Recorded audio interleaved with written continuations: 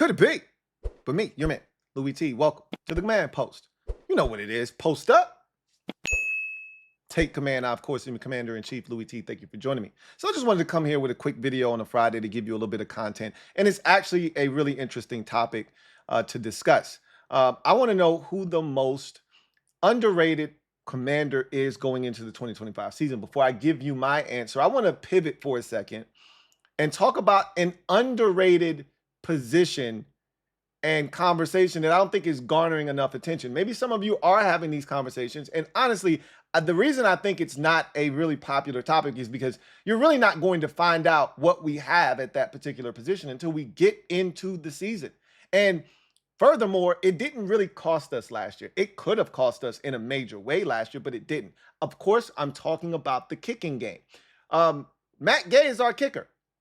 He's our unquestioned kicker. This feels a lot like Brandon McManus's signing last year before he got into a little bit of trouble, and they removed him from the equation. And then we had, 4 kickers after that process took place, but we had 3 during the regular season. If you recall, they traded for Cade York right before the season. He lasted all of 1 week, got cut, brought in Austin Seibert. He was the kicker from weeks 2 to week 9. Right? Missed the Steelers game, missed the first Eagles game, came back for the Cowboys game, and then was awful in that game. And that was it for him. And Zane Gonzalez took over permanently the rest of the way. Right? So Matt Gay comes in here. We're not really sure what we're going to get. In our minds, he can't be worse than what we had last year, but what we had last year wasn't that bad, right? We make it out to be really bad because we did not trust any of the kickers that we had last year, right? Can we trust Matt Gay? We'll see. However, last year, we really didn't need the field goal kickers all that much. Honestly, after a rough start to the season against Tampa and the Giants, the field goal kicking game was really kind of on cruise control because the offense was scoring a bunch of points. And there weren't a bunch of these close games where it came down to a field goal. I think the Dallas game and the Tampa Bay playoff game were the only 2 real field goal deciding games where a kick really altered the outcome of the game. Now, in the course of a game, obviously making your kicks can help you with momentum. Missing a kick can hurt you from a momentum standpoint. And we really didn't have that issue.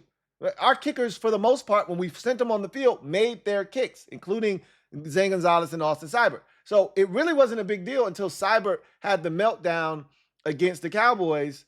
I think he missed a kick or 2 against Baltimore, but ultimately, and the Baltimore one I think was a little bit further, than you would really like Austin Seibert to be kicking the football. But ultimately, our kicking situation wasn't terrible last year. It just didn't feel reliable, right? And we only had 1 game that really was lost due to the kicking game, and that was the Cowboys game. Now, it could have been worse. Obviously, the Tampa Bay game, that kick barely made it through the uprights. And in the Detroit game, I know this one doesn't really register for a lot of you, but he missed a kick, he being Zane Gonzalez, missed a kick at the end of that Lions game that would have pushed the lead out to 17 points with under 4 to go. The game's over. 3-score game, up 17 with less than 4 minutes to go. Game's over. Instead, he misses, leaves the door slightly ajar, right?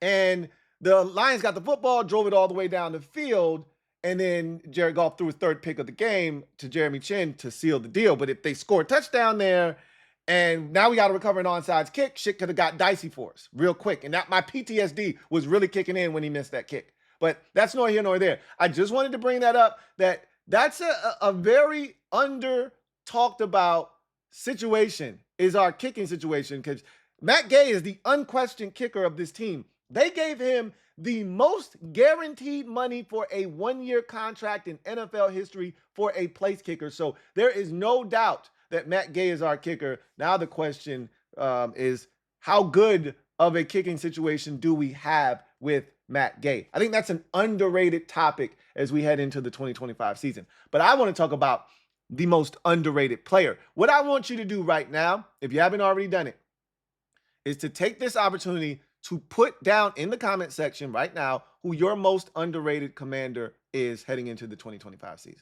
All right. I want you to do that right now. All right. Pause the video if you have to.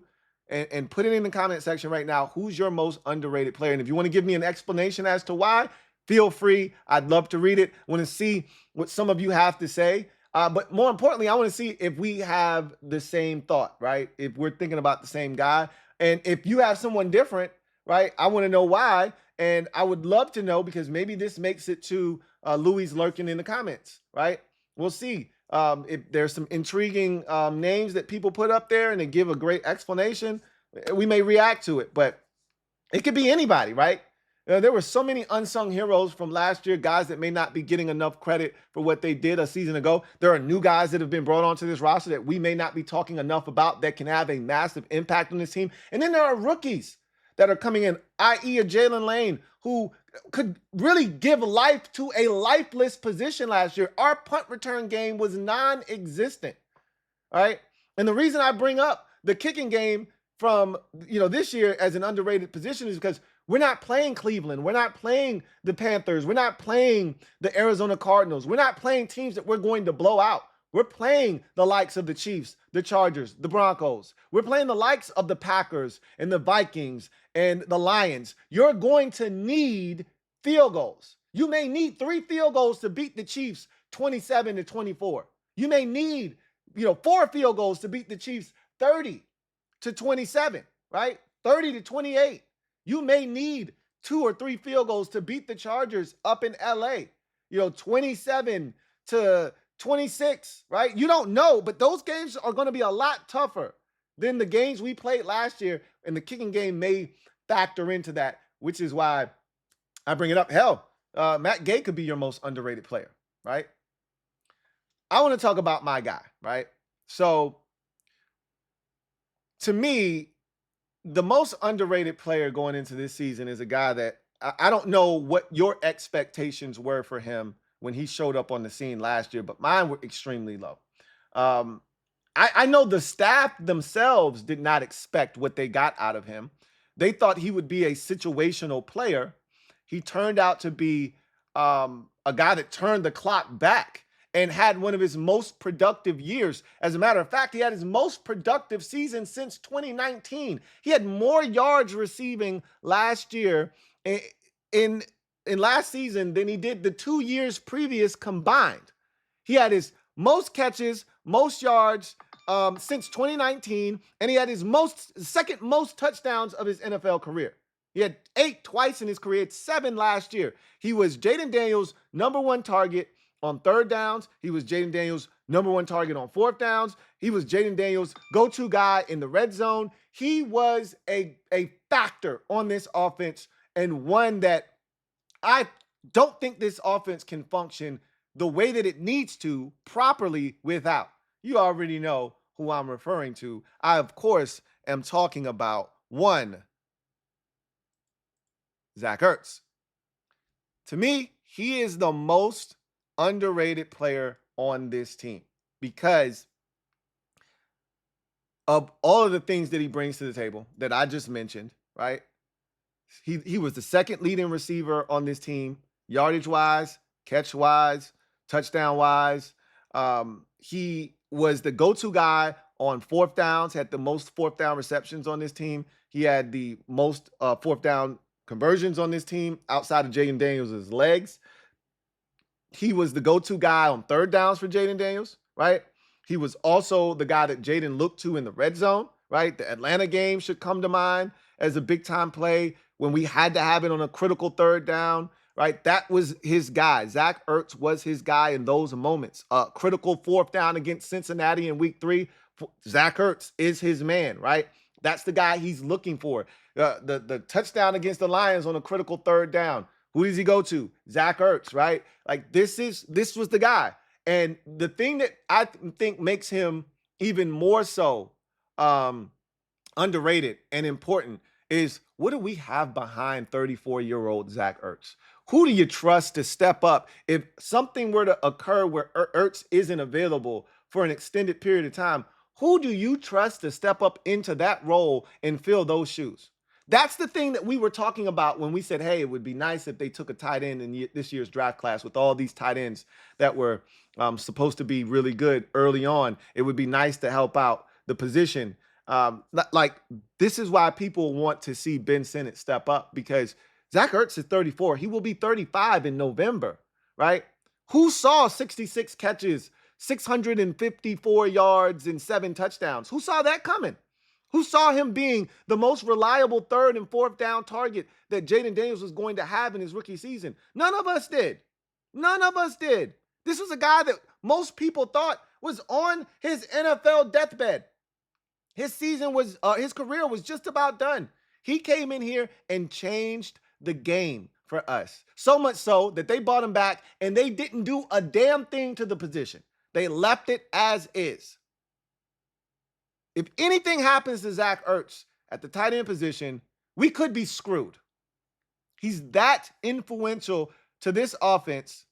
And to me, he's the most underrated player, because when we start talking about, the pieces that are necessities on this team, I don't think his name gets brought up. If you think about this offense, give me in order the names of the guys that you think are the most impactful on this offense. Obviously, Jaden Daniels is number one. Who's number two on that list for you? You can't say Laramie Tunzel, because he wasn't here last year and we went to the NFC Championship game. He's going to be a great addition. Can't say Deebo Samuel. Again, he wasn't here last year. The offensive line, we had issues last year at times. We mixed and matched parts. We could have survived because Jaden was going to find a way to help us survive. If Brandon Coleman had to miss some time and they had to put Trent Scott over there, they would have just chipped, or they would have double teamed, and we would have figured it out. They did it on the right side. Sam Cosmi got hurt. They figured it out. It's not going to be ideal, obviously, but if we had any issues up front, Tyler Biadasz missed time last year. We made it without him. It wasn't pretty. Thank you for making me right, Jaden. But guess what? We made it work, right? Because of 5. If you want to say Terry McLaurin's number 2, go right ahead. I'm not stopping you. Hell, I might even agree with you if you make a strong enough case. But my guy is Zach Ertz. He's the next most important guy. We survived without a run game pretty much the back end of the season. And every time Zach Ertz went down and got up slow, I was like, uh-oh, oh no. And if anything were to happen to Terry last year, we would have probably been in a whole heap of trouble, because who else did we have to scare defenses at the receiver position? At least you got Deebo this year, but even Deebo ain't Terry, right? So if you want to say Terry's number 2, I might be with you on that one. But Ertz is no further down the list than 3 in my humble opinion.